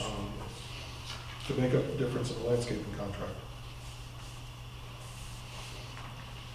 Okay, do we have a second? Further discussion? All those in favor? Thank you. Okay, item 16 is consider decision on pond maintenance contract bids and any needed budget amendment. I think we should rebid this. Let's get those guys. George, are we going to run into any problems with the current bidders if we rebid this? Okay. I'm going to hold you to that. Yeah, wait, hold on. Lawyer, don't give me the lawyer answer that. He's threatening the lawyer on mic here, go like this. Okay, I think it- was that a motion or was that a? I guess I'll make a motion. So I make a motion that we rebid out the portion that we're looking for concerning the Pond pond maintenance. maintenance. Second. Okay, so we've got a motion and a second. Further discussion? Yeah, Cheryl, with the work that we've done on this so far, is this something we can do relatively quickly? Since we've already got all the legwork done?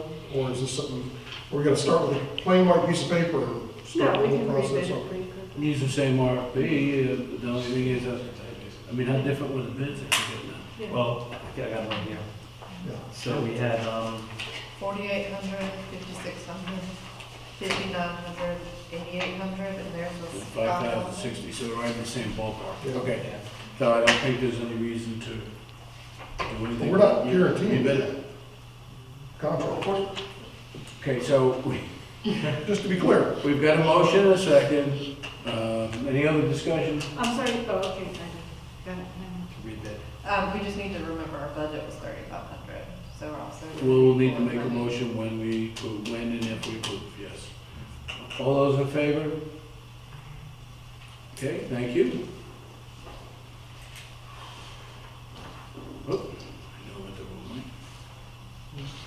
Okay, and Before we get away from these bids, George, how long do you think it'll take for you to review the irrigation contract and make some recommendation to either rebid or clarify? Tomorrow. Oh, okay, so it's quickly. Yeah, Cheryl's gonna email it to me. So. I don't want to push you, I just want It won't to. take long, I just need to take a close look at the package. Okay, thank you. You're welcome. okay, and as the planning board had requested, and I think it's a great idea, is they want a little bit of input from the council on what we would like to see within, sort of broad aspects of the solar farm ordinance. I think I'd like to leave it. I think what I most want to see, John, is the location. I think location, so, if the guy says, on the corner across the street, I'm gonna put a little solar farm here, to me, that's the biggest concern I would have, is where is it gonna be? I like them, but just, is it visible from the street, is it quiet, whatever, so for me, location would be everything on this. Is there a location specific to where you would want it? I'm just thinking that, because we want the rural community feel, with houses, and we're doing the whole conservation subdivision, because we're kind of putting houses in the middle now. It's not where it's visible driving on the streets, somewhere like that one down there, that comes, and it's gonna be off, and it's in a natural kind of valley in there, so, I don't know specifically, but I just think where it's aesthetically pleasing for the town. But not as visual from the main road. Yeah. Can you require buffers? And, Yeah. and I think we do We need to haven't written consider it the tree state. Right. I mean, tree state ordinance only applies to subdivisions, but it might be something that we need to I think that's something we need to address, because we don't want a forest clear cut. Yeah, I was thinking of Deb right off the bat. I said, Deb's gonna be screaming, don't just clear cut it. So we definitely need to consider buffers, so visibility and, Instead of the word buffers, maybe screening, because if you think, for example, on Newtown Road, just across from the Stonegate subdivision, you have that power substation. But the screening on that is wonderful, so you don't really see it when you drive by. If we're gonna do some kind of a solar farm, I think the location, the amount of screening that we have is gonna be important, buffers or screening. This is something in response to the clear cut. You know, I think what we're running this for is for current landowners. Who can clear cut their property now, it's right to do that. Of course, we have clear cutting ordinances for subdivisions and developers who develop. But we don't have anything as it relates to a landowner like you or I. So that is something to consider. I think this is specific to a current landowner, not a developer. Well, and However, as I understand, they lease their land out, so. that's it. I think there's gonna be, perhaps the differentiation is lease versus own. You know, in other words, if the, whatever, solar company comes in and wants to do something, okay, well, that becomes now more of a permanent thing. Whereas a lease, it's got a life. It's got, 20 years, 40 years, it could be. But it's got a life, and and the property owner is still the property owner, do you allow more variance there in terms of clear, I hate to use the word clear cutting because I don't like it, but removal of trees within reason, again. This particular property is already informed, so it's fairly well clear cut. Will this be a conditional use type situation? It could be conditional use, it could be special use. I mean, I think there's a bunch of things you can do with that. What would give us the most control as far as input? Conditional You use? can make a special use? conditional zoning Yeah. as well. Monroe, I think, is using a separate zoning classification for those properties, that they have to go for a rezoning first. I think John, the planning board, can talk this over with Shelley. I'm sure she's aware of the different ramifications. I would say the conditional use zoning is typically considered kind of your gold standard as far as review. However, and correct me if I'm saying this incorrectly, George, but I think if someone puts a site plan together that meets all the standards and you can make those positive findings, you cannot turn them down. I mean, if they're doing anything they can, whereas if it's a rezoning and it's a legislative act, then you have a little more discretion in terms of possibly turning down because the location might not be quite right. But that's something that you all can work on together with. And the thing about conditional use is it's quasi-judicial.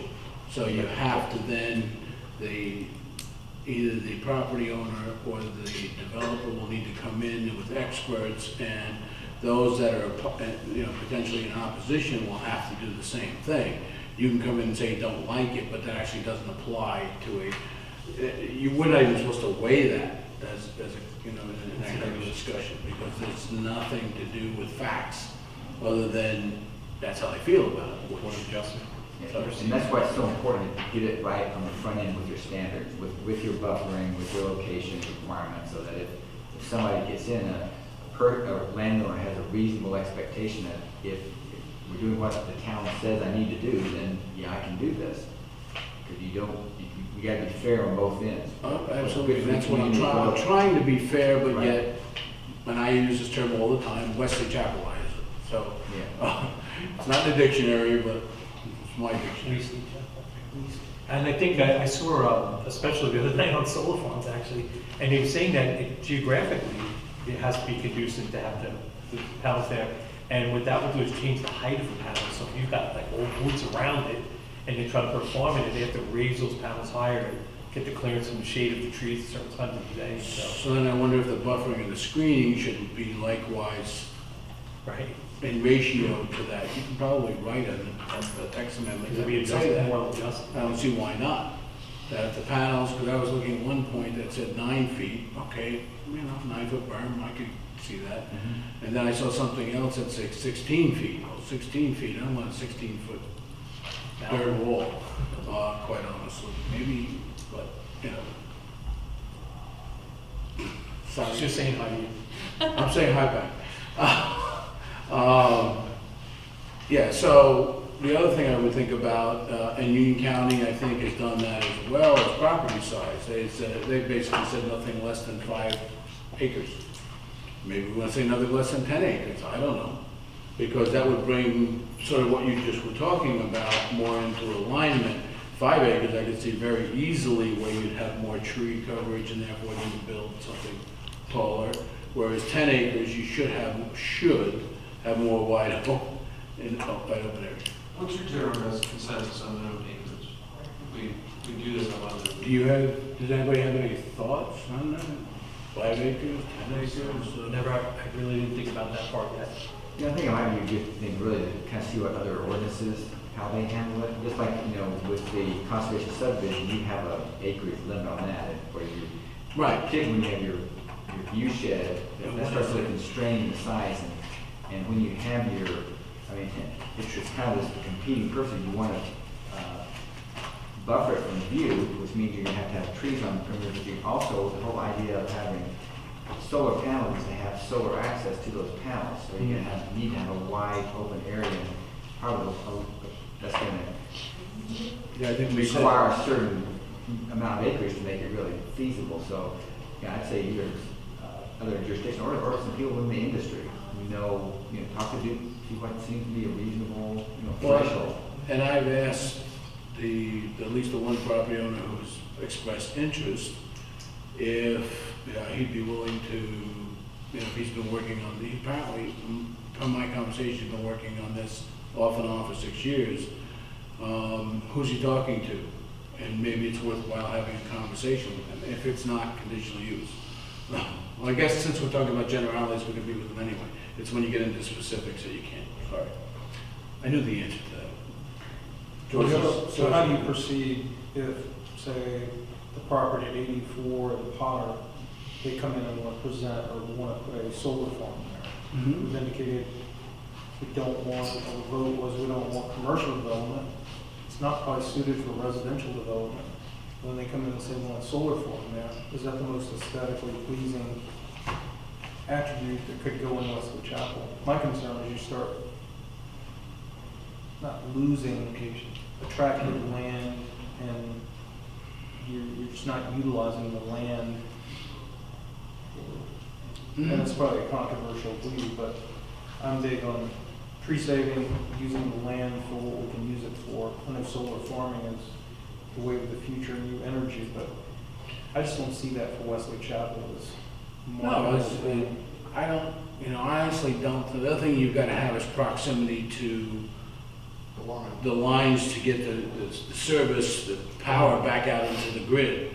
I don't think having it in a, To address Paul's point, I think if you look at what Union County has as far as solar farms, they've all been cornfields that have been converted over because that was the least amount of effort to get that in there. They weren't taking wooded areas and saying, I'm going to turn that into a solar farm. and I They were doubt they taking would, you're right. cornfields. But to his point, that lot's already clear. Right. It's ready to go. I actually, the gentleman that's actually the Director of Renewable Resources for Duke, I know him personally, he manages all the solar farms out in like Washington, North Carolina. My son did an internship with Duke last year, and he was out there. So I'm gonna actually ask if he'd be able to come in and talk to us. I had him do a big meeting with the Girl Scouts, and he did a great job. And that brings up a really good point. I mean, are we limiting this to places like Deep Power? Or if you've got somebody, I'll take John for example. John's got, how many acres you got now? I have 22. Let's say John decides he's gonna take 5 acres on his private land and make 5 acres into a solar farm just for his personal use. Is that going to, You have to write that. If it's just personal use, what are you gonna do? I mean, unless you're gonna limit it within the scope of just one of the little This nuances. could be, yeah, it's a whole open can of worms we have to But look at. again, you've gotta have the access to the, And I'm not trying to bog down this To thing, the 'cause I know the clock is ticking on this, text. So I don't want to get into the weeds too much. but these are all good points. I mean, that's why John's asking for, but yeah, go ahead, John. I was gonna say something I wanted to ask while George was here, I mean, think about is, especially the clear cutting, as we dive into that question. Do we have the legal resources to restrict or discuss clear cutting restrictions on private owner? I mean, so, I mean, people lease land now and farm it. Now granted, if someone leases land and solar farms it, you know, their own private land, can we restrict clear cutting or clear cutting tree safe maintenance that we can put on that landowner that owns that land, is living there with that solar? Perhaps there's some state statutes that deal with timbering and how timber is harvested on private land, so we'd have to deal with, you know, we'd have to take a close look at the interplay between the statutes that deal with the harvesting of timber and the right to do that versus the local government's right to manage the use of the property. So it's a long way of saying maybe.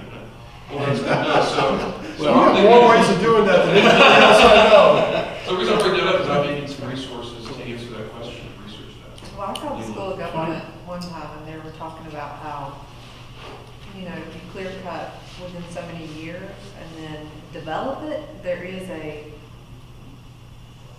the local government can say, nope, you can't develop it for a year, or like there are things that you can do. Right, and I think that goes to the balance because the statute are trying to preserve the ability for property owners to use the timber that's on their land Right. for Sometimes they pay. the forestry taxes. management or timber sales, as opposed to what you're talking about, which is, gotcha, I'm gonna sell this timber, get away with it, and then I'm gonna turn this into a subdivision. What I was gonna make, in that same vein, just one. Well, thinking about that, one interesting fact that I have gleaned from the leadership union piece, we did this agricultural segment a couple of weeks ago. And one of the interesting trends with property development and the bypass out in the eastern part of the county, a large number of the row crop farmers are finding it increasingly more expensive to maintain that land. So what you're finding is these people are moving into South Carolina, they're moving these older farms into South Carolina where they can get land less expensively, so. Well, he just reminded me, so the one thing you do have to be careful of, if any, we still have property zoned RA. I think we have very, very, very little that we can do around that if it's, whatever they're doing is around agricultural uses. You are very limited. That was sort of the argument about what happened to that property in Mineral Springs. It's zoned RA, and they were putting up a 4,000 square foot barn essentially, and they made them go through a conditional use permit, or special use permit, not a conditional use. And that was actually a statute that the senator quoted why he was de-annexing it, even though they approved it essentially that night, the night the finance committee heard it during the day. They were already in process of working with the landowner, but my point is, RA has some very unique limitations that local control can have. But I think it's so centered around agricultural uses. So this might fall outside of that, I believe it would. Thank you. It's a farm. Any other ideas that anybody's thinking of? You got that? Tree safe property side office, that's my four. Yeah, I think if I pick anything else on, email. I mean, it's good to have a consensus. That's a, relative good start. Gonna find some additional things for you from the other towns and beg, borrow, and steal, and see what we can come up with. Please email me, please come up with any other ideas or questions. Sure. Help kind of speed this along, and keep it more of a, good working relationship between council and landlord. It's not, just email me. Appreciate you asking, and I think it's a good thing. I think it's, anything that improves the communication's a good thing, so. That's our word in here. Communication, yeah, it was from the advance even. All right, anything else on that, folks? Okay, council comment. Anyone? Mike? Couple small things. Cheryl or Tim, who prints this report out? This is the violations report? Bill Bailey sent it to us and I printed it. I know I've asked this a couple of times. Is there any way we can get it printed out on 11 by 17? That text is too small for me to read. I just can't read it, it's too small.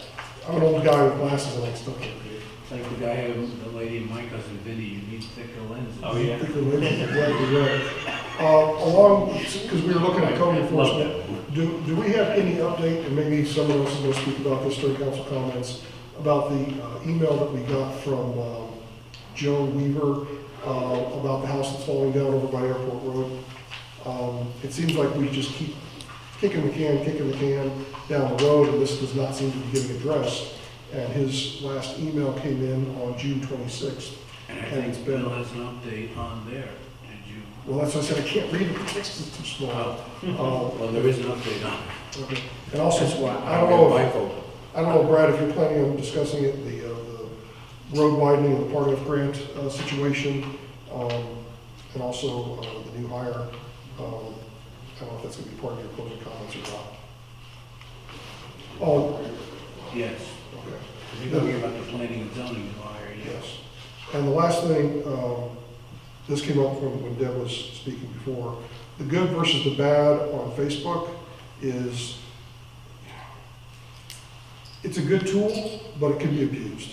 Just make sure it doesn't get abused and there's some kind of a lag between the time I make a comment and before the time it shows up on the webpage. Because in Silver Creek, the neighborhood I live in, we have an official webpage for our neighborhood, but nobody uses it. Everybody uses the unofficial Facebook page for Silver Creek, and it's free-for-all, and it gets abused. So I would just caution you more than anything else. Give him a chance. Yeah, exactly. But that was it, that's on the, Well, I don't really have anything to say. I mean, it's just, it's just interesting. I see, I think a lot of the issues and whether it's the crime stuff or traffic or whatever, this may be, again, I'm trying to be controversial, but I think a lot of that has to do with our own people that live here. And, just driving around here on a regular basis, I see more hyper aggressiveness on the streets and the roads, particularly around the roundarounds and roundabouts, whatever.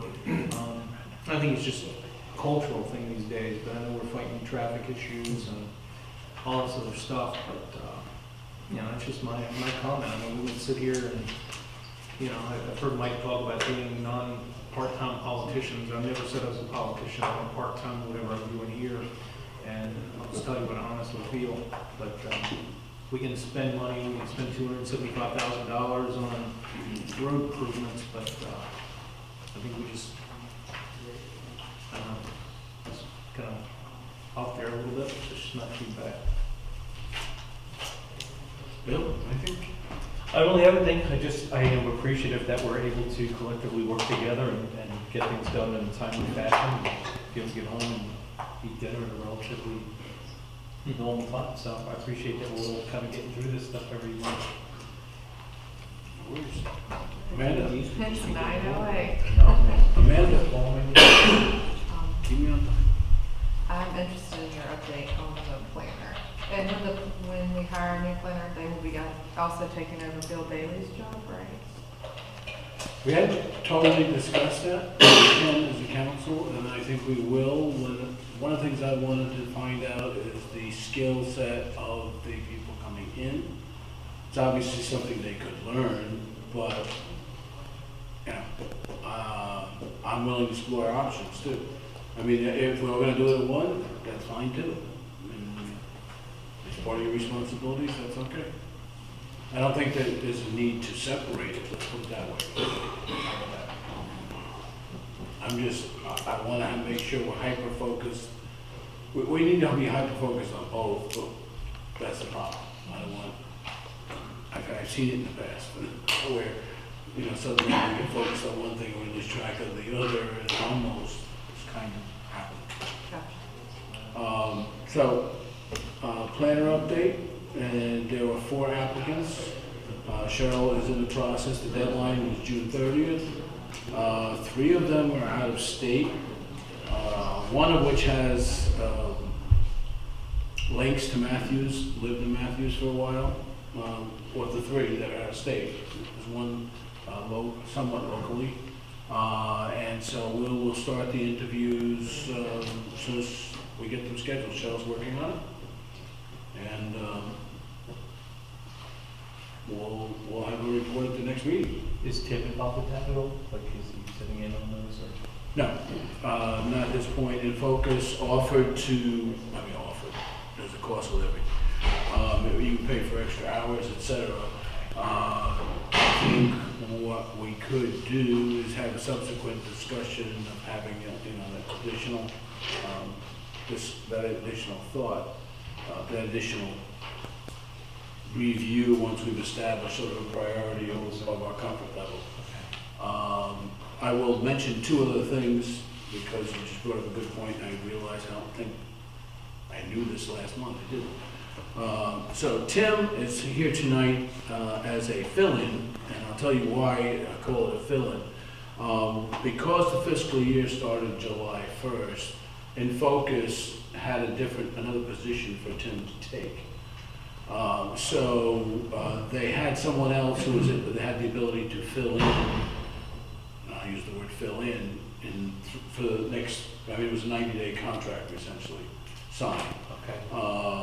Extension, which is what we did discuss, a 90-day extension. We just didn't discuss, because it was back and forth. I think you may remember the original pricing had gone really high, and I negotiated it not quite back down to what it was, but again, you're going from a year to 90, to a quarter of a year. So there was a slight increase, but the ask from In Focus is if they were able to give us an experienced planner, could they reassign Tim? That somebody who didn't need to have that full year perspective. And I agreed to that. We didn't have an opportunity, unfortunately, to discuss it, so I will take any full blame on that. But they did have, the last week of June, Shelley came in, her name is Shelley, what's her last name? Williamson, thank you. Sarah Williamson came in and spent 2 days a day with him and a day with Susan, thank you. I'm trying to remember names. You're not going to get any better. 63, I'm not going to get any better. So I was very impressed with Shelley. Again, didn't want to lose Tim, but I was very impressed with Shelley. She has a wealth of knowledge. She is quite experienced in North Carolina in general. Matter of fact, she knows quite a bit about what's going on in the legislature. When I was just having a discussion with her, I came in specifically to meet her, and she was just relaying some things we need to be watching out for, things that we've talked about that are coming up, like the billboard changes and things along those lines, which is great because if nothing else, we'll have that basis of other things that we need to keep an eye on as we move forward to amend. Which is what I brought up last time, saying just looking around out to the future too. So Right. More proactive than reactive. So given, hopefully, I know we will have the interviews done by August, before August actually, by the end of this month, I'm sure, but the recommendations for the council to consider. In August, we should have the planner, assuming they'd have to give their employer a 2-week notice. That's the end of August, and we've got the full month of September to be able to cross-train. We may have to make a budget amendment, but I think that cross-training will be worthwhile. We're in somewhat of a, as we typically are, critical period, but with, the conservation text amendment, and Tim, which Tim has pushed over the line, and then now taking on the solar farm. But as I said, I was very impressed with Shelley with that. Shelley could not be here tonight. She already had a previous commitment for this evening. But she knows our meetings are typically the second Monday of the month, so I expect her to be here in August and September. And she will also be at the planning board meeting, so. One last follow-up question. Tim, do you know, I know you're just filling in, so you may not, the bridge project where there's a backhoe sitting? Do you have any idea what that is there for? I'm sorry, I don't. No. Sorry to kind of spring that one on you, because I didn't know. You haven't been there in a while, so. It's been sitting there for a while, too. Yeah. Sitting there. Dug a hole, we don't know what it's for, and The whole, I didn't see the whole. There's a couple holes out there. Oh, Yeah, testing the ground for something, or looking for oil or something. maybe. We're making oil fields, It might so we be. need oil fields and solar farms. But they can check for the perking from, well, actually, You know there's gold mines around here. Bingo. I know, if they hit gold, I'm killing myself. there's a line where quartz meets whatever the rock is, it runs right through Wesley Chapel, and typically gold is found alongside quartz. don't start any rumors that there's a gold mine down the street. Tours There'll be- thing. Maybe we can start tours, start a tagline. Gold mine, you think for you on the gold? Go mining in the park, to Wesley Chapel. At the park. I'm paying for gold. We're laughing because anyone who was here, and I'm sorry to keep us another 2 minutes, but when we were doing the park and doing the parking lot, there was a huge quartz boulder there that nobody could move. I mean, Bigger than this desk. with the biggest machines they have couldn't move it. So they finally just chipped off enough to get the blacktop over it. And jackhammered off. the top. But there's all kinds of Parking lot fool's right over gold ribbons running through it, which kind of fooled everybody to begin with. Because there were people coming and taking some of those pieces, and we were going, oh, stealing our gold. Get your souvenir yet? It's fine. Well, one of the construction guys, I think it is, or somebody. I don't Yeah, know. the guy running the jackhammer was throwing rocks in the back of his pickup. Quartz. I have a piece of quartz in my front yard, so it's not that big, but, yeah. Mr. Mayor, motion to adjourn. I am entertaining that motion, yes. Can I have a second? Paul, all those in favor? Amen. Thank you, everybody. Thank you for your time and attention.